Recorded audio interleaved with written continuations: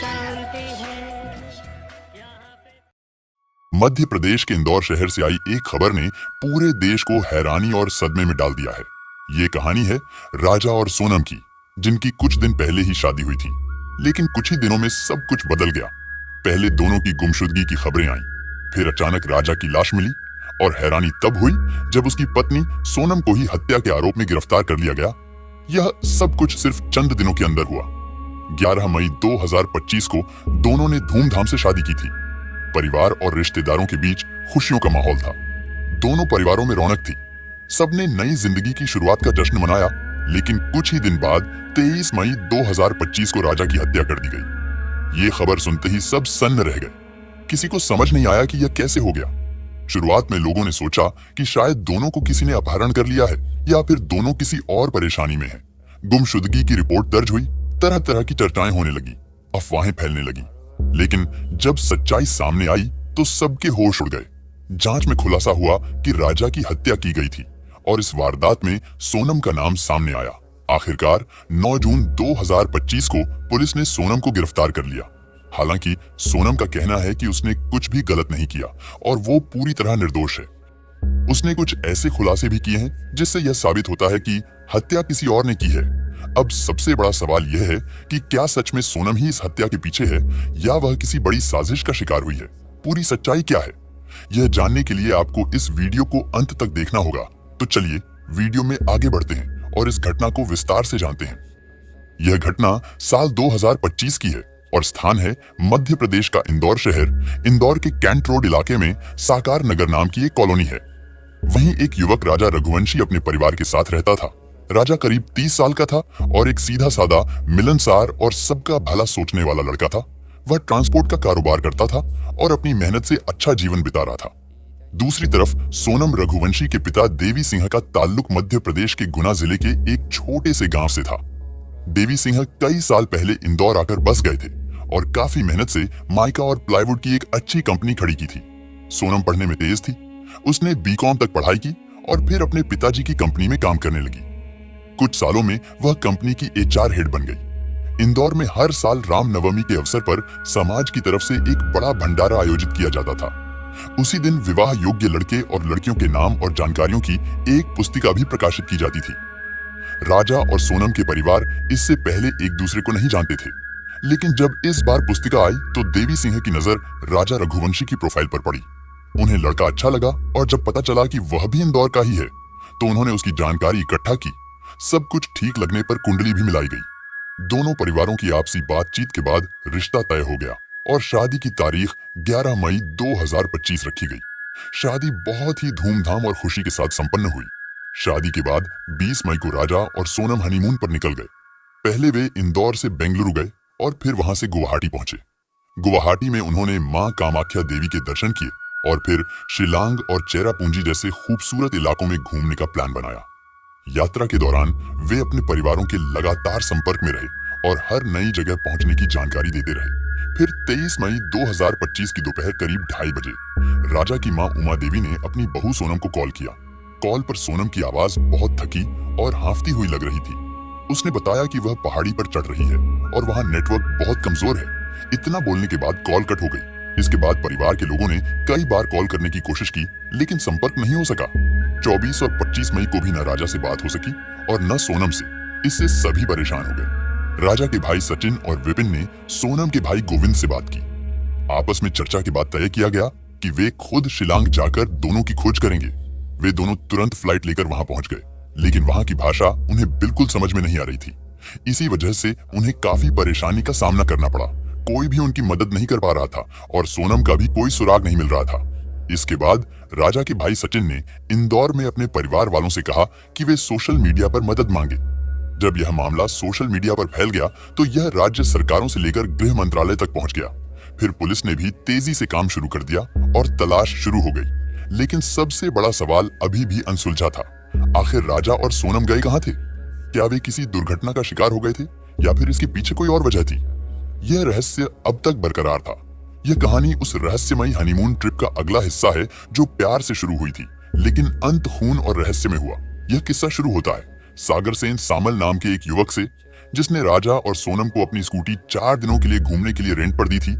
दंपत्ति उस स्कूटी पर शिलोंग की वादियों में घूमने निकले थे, लेकिन जब कई दिनों तक उनके परिवार वालों का उनसे कोई संपर्क नहीं हो पाया, तो पुलिस को इसकी सूचना दी गई और खोज शुरू कर दी गई। सागर ने पुलिस को बताया कि स्कूटी में जीपीएस डिवाइस लगी हुई थी और उसकी आखिरी लोकेशन ओसरा हिल्स के पास की मिली थी। यह इलाका बेहद सुनसान था और चारों ओर ऊंची नीची घाटियां थीं। तभी गांव के मुखिया ने पुलिस को बताया कि ओसरा हिल्स के पास एक स्कूटी लावारिस हालत में मिली है। जब पुलिस वहां पहुंची तो देखा कि स्कूटी में चाबी भी लगी हुई थी, लेकिन वहां कोई इंसान नजर नहीं आया। इसके बाद राहत और बचाव के लिए एसडीआरएफ और एनडीआरएफ की टीमें मौके पर पहुंची, लेकिन भारी बारिश और घना कोहरा रेस्क्यू ऑपरेशन में लगातार रुकावटें डाल रहे थे। दिन बीतते गए और फिर आया 2 जून 2025 का दिन। सुबह करीब 11 बजे एक ड्रोन उड़ाया गया। उसने ओसरा हिल्स से करीब 1000 फीट नीचे एक गहरी खाई में कुछ संदिग्ध देखा। जब बचाव दल वहां पहुंचा तो उन्हें एक शव मिला जो बुरी तरह सड़ चुका था। पहचान करना काफी मुश्किल था, लेकिन उस शव के दाहिने हाथ पर एक टैटू था जिसमें राजा लिखा था। इसी टैटू से यह पुष्टि हुई कि वह शव राजा रघुवंशी का है। शव से थोड़ी दूरी पर एक औरत की सफेद शर्ट, एक टूटी हुई स्क्रीन वाला वीवो मोबाइल और एक स्मार्ट वॉच भी मिली। शुरुआत में सभी को लगा कि यह एक दुखद हादसा है, शायद ट्रैकिंग करते हुए राजा फिसल गया होगा। लेकिन जब शव का पोस्टमार्टम हुआ तो कहानी ने एक नया मोड़ ले लिया। रिपोर्ट में यह बात एकदम साफ थी कि राजा की मौत किसी हादसे की वजह से नहीं हुई थी, बल्कि उसे किसी धारदार हथियार से हमला करके मारा गया था। यानी अब इस बात में कोई शक नहीं रहा कि राजा की मौत एक साजिश के तहत की गई थी। लेकिन सबसे बड़ी चिंता की बात यह थी कि सोनम का अब तक कोई पता नहीं चला था।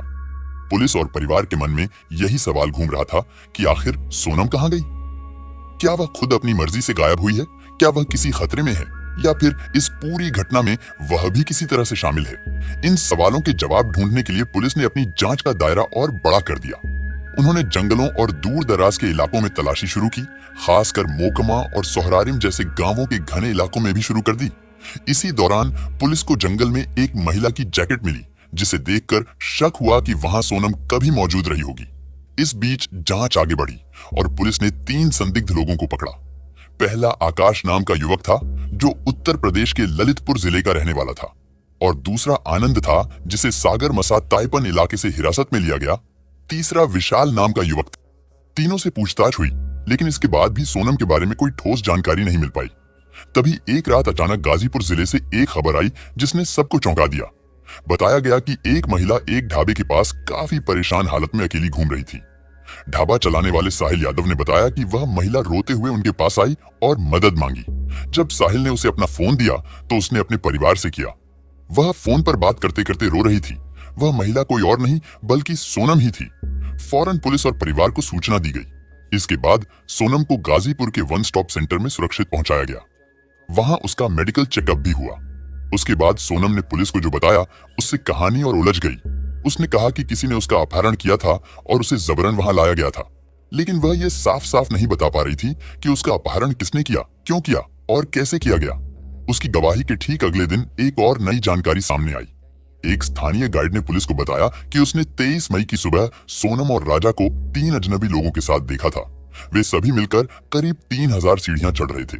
गाइड ने बताया कि सोनम उन सब के पीछे पीछे चल रही थी और सभी लोग आपस में हिंदी में बात कर रहे थे। अब पुलिस के सामने एक बड़ा सवाल खड़ा हो गया। क्या सोनम सच में इस साजिश की शिकार है, या वह कुछ ऐसा छुपा रही है जो पूरी कहानी का रुख बदल सकता है? जैसे जैसे जांच आगे बढ़ती गई, यह साफ होता गया कि यह सिर्फ एक सामान्य रोमांटिक ट्रिप नहीं थी। इसके पीछे एक बहुत बड़ी योजना छिपी थी। यह प्यार और भरोसे के साथ किया गया धोखा था, एक ऐसा षड्यंत्र जिसमें एक इंसान की जान चली गई और एक औरत की सच्चाई सवालों के घेरे में आ गई। पुलिस को शुरू में लगा था कि राजा के साथ जो भी हुआ उसमें मेघालय के किसी स्थानीय गिरोह का हाथ हो सकता है, लेकिन जैसे जैसे जांच आगे बढ़ी, शक की सुई बाहर से आए लोगों की तरफ घूमने लगी। फिर पुलिस को जो जानकारी मिली उसने सभी को चौंका दिया। पता चला कि ये कोई हादसा नहीं बल्कि पहले से सोच समझकर बनाई गई एक गहरी साजिश थी। इस साजिश के पीछे कोई और नहीं बल्कि खुद राजा की पत्नी सोनम और उसका प्रेमी राज कुशवाहा थे।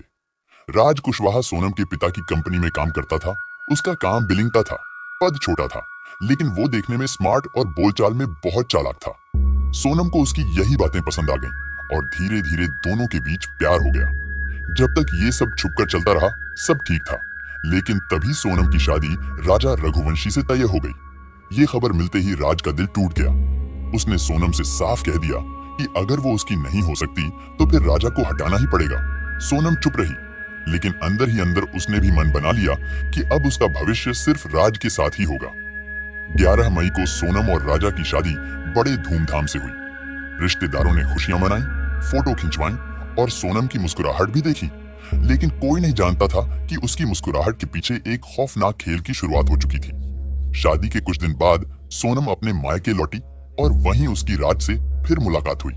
यहीं दोनों ने राजा को रास्ते से हटाने की योजना बना डाली। राज ने अपने जान पहचान के 3 लोगों से संपर्क किया। विशाल उर्फ विक्की ठाकुर, आकाश राजपूत और आनंद कुमी, तीनों को 14 लाख देकर राजा को खत्म करने की सुपारी दी गई। अब सवाल था कि राजा को ऐसी जगह कैसे ले जाया जाए जहां ये काम आसानी से हो सके और किसी को शक भी ना हो। सोनम ने खुद ही मेघालय के शिलोंग में हनीमून की टिकटें बुक कर लीं। उसने किसी को कुछ नहीं बताया, यहाँ तक कि राजा को भी आखिरी वक्त में ही ट्रिप की जानकारी दी। राजा इतनी जल्दी हनीमून पर जाना नहीं चाहता था, लेकिन सोनम की जिद के आगे वो मान गया।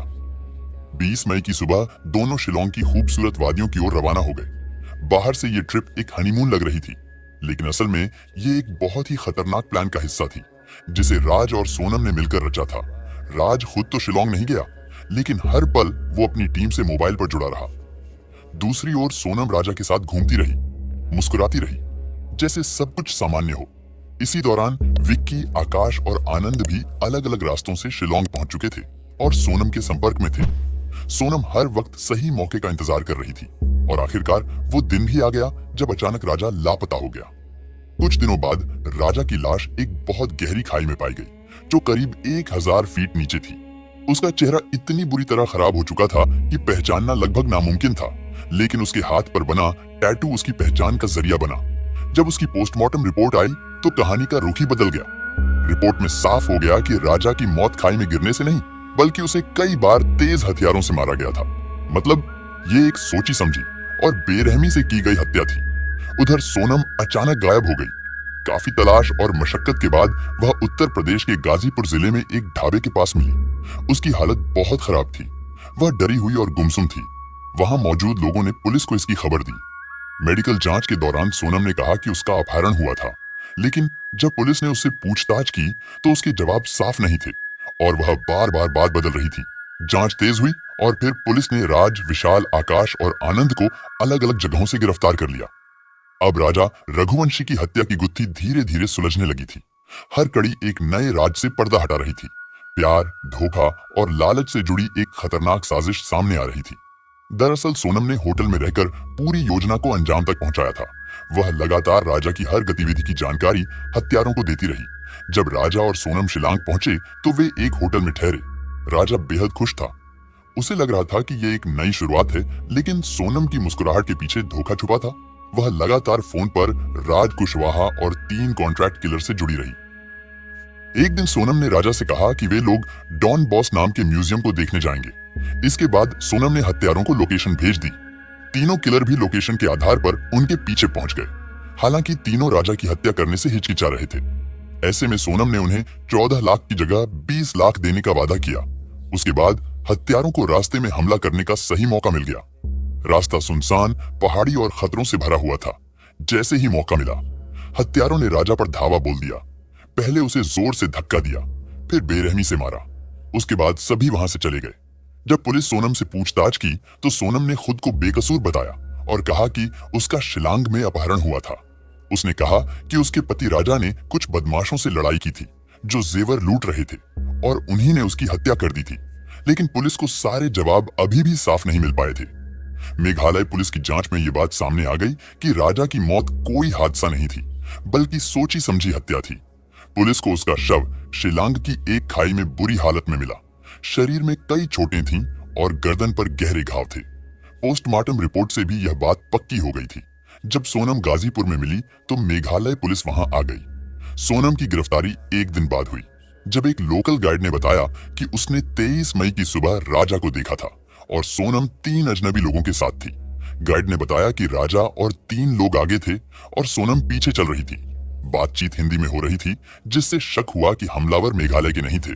सोनम के माता पिता ने ये आरोप मानने से साफ इनकार कर दिया।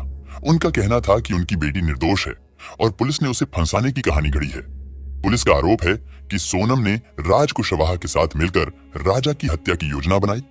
पुलिस कहती है कि सोनम ने होटल में हनीमून का प्लान बनाया, पैसे जुटाए और फिर हत्या के बाद भाग गई न। लेकिन सोनम का कहना है कि उसे शिलांग में किडनैप किया गया था। अब सच्चाई फोरेंसिक सबूत, सीसीटीवी फुटेज और आरोपियों के बयानों से सामने आएगी। असली हकीकत तो चार्जशीट दाखिल होने और कोर्ट में ट्रायल शुरू होने के बाद ही पता चलेगी। इसीलिए फिलहाल यह कहना मुश्किल है कि कौन सच बोल रहा है और कौन झूठ। सोनम की गिरफ्तारी और पूरे मामले ने पूरे देश को हिलाकर रख दिया। इस घटना ने दोनों परिवारों को गहरे सदमे में डाल दिया। एक खुशहाल जिंदगी की उम्मीद में बंधी शादी सिर्फ चंद दिनों में एक दुखद मोड़ पर आकर खत्म हो गई। राजा और सोनम की यह कहानी न सिर्फ इंदौर बल्कि पूरे देश के लोगों को झकझोर गई है। इस केस में अब भी कुछ सवाल है जो अभी भी बाकी हैं, जैसे क्या सोनम ने अकेले यह सब किया? क्या राज उसे ब्लैकमेल कर रहा था? क्या 20 लाख का लालच असली वजह था या सिर्फ एक मोहरा? और 17 दिन तक सोनम कहाँ थी और कैसे बचती रही? क्या सोनम अब भी कुछ छिपा रही है? इन सवालों के जवाब अभी भी जांच में हैं। लेकिन एक बात तो तय है, राजा रघुवंशी की हत्या महज एक क्राइम नहीं थी, यह विश्वासघात की पराकाष्ठा थी। राजा रघुवंशी की कहानी एक अमूल्य सबक देती है कि प्यार, शादी और रिश्तों में सतही विश्वास के पीछे क्या छुपा है, इसका अंदाजा लगाना हमेशा आसान नहीं होता। राजा को प्यार मिला मगर नकली, उसे साथी मिला मगर घातक। यह केस न केवल एक क्राइम थ्रिलर की तरह पढ़ा और देखा जा रहा है, बल्कि यह समाज के लिए एक गंभीर चेतावनी भी है।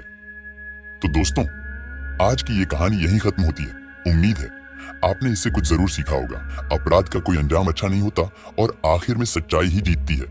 अगर आपको ये मेहनत पसंद आई हो तो इसे लाइक और शेयर करें। ऐसी ही और सच्ची घटनाओं के लिए चैनल को जरूर सब्सक्राइब करें। हम फिर मिलेंगे एक नई कहानी के साथ। तब तक सुरक्षित रहें, जागरूक रहें और सही फैसले लेते रहें। धन्यवाद।